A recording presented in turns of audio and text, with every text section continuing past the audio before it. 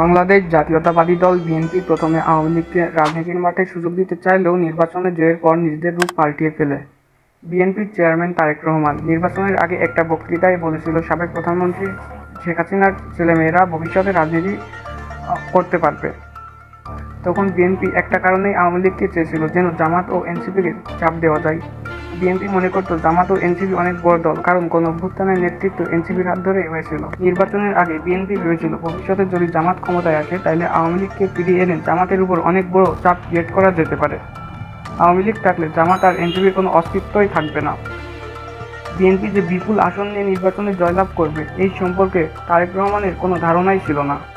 কিন্তু আওয়ামী লীগ ছাড়া ইলেকশনের পর বিএনপি যখন বুঝতে পারল আওয়ামী লীগের বিকল্প হিসেবে জনগণ বিএনপিকে বেছে নিয়েছে, এই জন্য নিজেদের আওয়ামী লীগের বিকল্প শক্তি হিসাবে ধরে রাখতে সংসদে আওয়ামী লীগকে নিষিদ্ধ করে বিল পাস করল বিএনপি। কিন্তু দেশের রাজনীতির মোড় ঘুরে যেত যদি জামাত ক্ষমতায় আসতো, কারণ বিএনপিরা জামাতকে সরকার থেকে হটানোর জন্য নিজেরাই আওয়ামী লীগকে চাইতো। কারণ যদি আওয়ামী লীগ না থাকে তাহলে জামাত শক্তিশালী, কিন্তু আওয়ামী লীগ থাকলে জামাত খুবই দুর্বল। কারণ এখন আওয়ামী লীগের যে সকল ভোট ব্যাংক জামাত পায় সেগুলো আবার আওয়ামী লীগের কাছে চলে যেত। যেমন 2008-এর নির্বাচনে জামাত মাত্র 3% ভোট পেয়েছিল। বিএনপিও দীর্ঘমেয়াদে ক্ষমতায় থাকার লোভ সামলাতে না পারায় আওয়ামী লীগকে নিষিদ্ধ করে রেখেছে। তবে জনগণের বাক স্বাধীনতা চেপে ধরে বিএনপির পক্ষে কখনোই দীর্ঘমেয়াদে ক্ষমতা অর্জন করা সম্ভব না।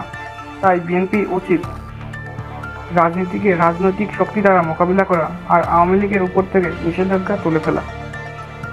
আওয়ামী লীগ ফিরলে দেশের রাজনীতিতে ব্যাপক পরিবর্তন হবে।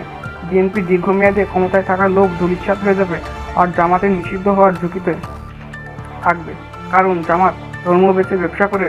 এই জন্য আওয়ামী লীগকে তারা কখনোই ফিরিয়ে আনতে চায় না। কিন্তু আওয়ামী লীগ একদিন দেশে ফিরবে এবং দেশের প্রয়োজনেই ফিরবে।